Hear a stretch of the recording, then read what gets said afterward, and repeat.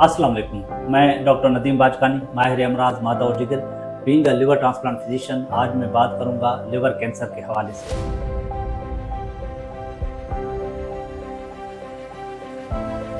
Liver cancer का जो वजूहात हैं उनके हवाले से बात करेंगे और लिवर कैंसर क्या है और दुनिया में जो ग्लोबल बर्डन है लिवर कैंसर का वो कितना है।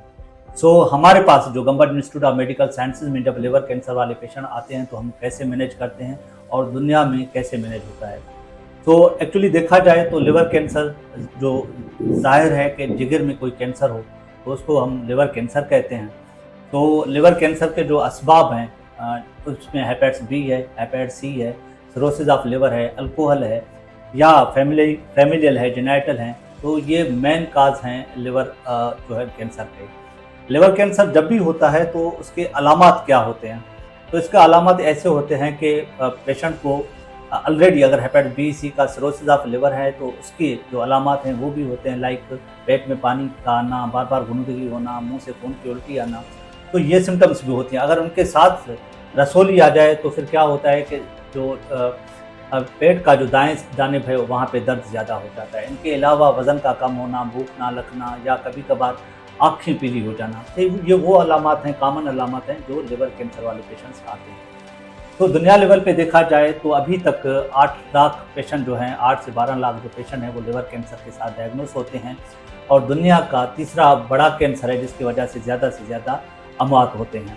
तो ये जो लिवर कैंसर का जो बर्डन है दुनिया लेवल पे वो एक एशियाई ममालिक इंक्लूडिंग पाकिस्तान और साउथ अफ्रीका में ज़्यादा है, क्योंकि वहाँ पे हेपेटाइटिस बी और सी का प्रिवेलेंस बहुत ज़्यादा है। इस वजह से लिवर कैंसर का भी प्रिवेलेंस वहाँ पे ज़्यादा है। आगे बढ़ते हैं कि लिवर कैंसर का जो है हमारे पास आते हैं तो हम क्या करते हैं। हमारे पास जब भी जो पेशेंट आते हैं, तकरीबन अगर हम 100 पेशेंट का डेटा देख लें तो हमारे पास 30% ऐसे मरीज आते हैं जिसका हम इलाज कर पाते हैं। बकाया 70% वो पेशेंट होते हैं जो बिल्कुल लेट स्टेज, आखिरी स्टेज में हमारे पास आते हैं। अगर वही पेशेंट जो 70% पेशेंट है अगर अर्ली स्टेज में आ जाए तो उनका इलाज मुमकिन है। बात करेंगे इलाज के ऊपर, तो इलाज में जो पैरामीटर्स होते हैं तो उसमें जो कुछ लैब रिपोर्ट्स होते हैं और कुछ जो है हमारा रेडियोलॉजिकल फीचर्स होते हैं, और उनके अलावा कुछ जो है जनरल जो असेसमेंट होती है पेशेंट की क्वालिटी ऑफ लाइफ के ऊपर होता है, जिसको हम इकाओ कहते हैं। अगर लैब पैरामीटर्स अच्छे हैं और लिवर का जो ट्यूमर का साइज़ है वो भी छोटा है तो हम बासानी वो इलाज करवा देते हैं जिसमें लाइक हमारा पास टेस्ट ट्रांसआर्टरियल कीमोबोलाइजेशन है वो भी करते हैं, और उनके अलावा अगर उनसे भी छोटा लीन है तो हम माइक्रोवेव एब्लेशन करते हैं।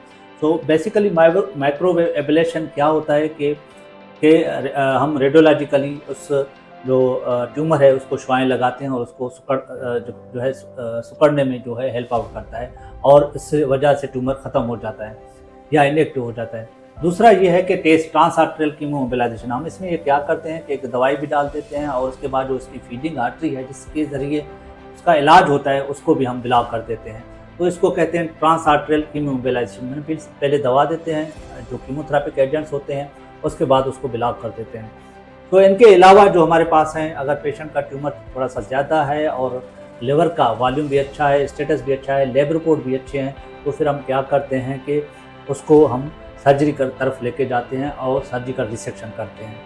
अगर पेशेंट का जो है विद इन ट्रांसप्लांट क्राइटेरिया में आता है, जैसे कि एक से ज़्यादा ट्यूमर हों, स्मॉल साइज़ के हों और लैब पैरामीटर भी अच्छे हों, उसमें कोई ऐसी एडवांस डिजीज़ ना हो जिसमें नसें इन्वॉल्व हों या दूसरे जगह पे फैल गया हो, तो फिर हम लिवर ट्रांसप्लांट के बारे में जो है डिसाइड करते हैं। और लिवर ट्रांसप्लांट के जो आउटकम हैं वो बहुत अच्छे होते हैं और पेशेंट को एक नई ज़िंदगी मिल जाती है।